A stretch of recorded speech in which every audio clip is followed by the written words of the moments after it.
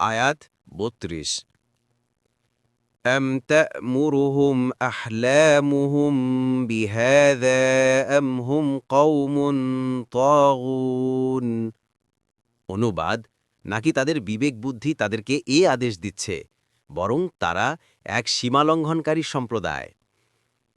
তাফসীর: এ দুটি বাক্যে বিরোধীদের সমস্ত অপপ্রচার খণ্ডন করা হয়েছে, কারণ তারা একই ব্যক্তিকে অনেকগুলো পরস্পর বিরোধী উপাধি দিয়েছিল, অথচ এক ব্যক্তি কবি, পাগল এবং গণক একই সাথে হতে পারে না।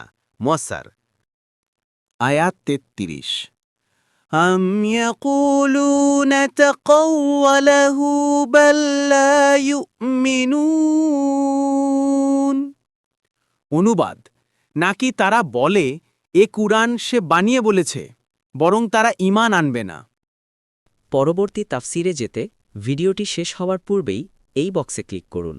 ভয়েস বা উচ্চারণে অনিচ্ছাকৃত ত্রুটি ক্ষমাসুন্দর দৃষ্টিতে দেখবেন ইনশাআল্লাহ।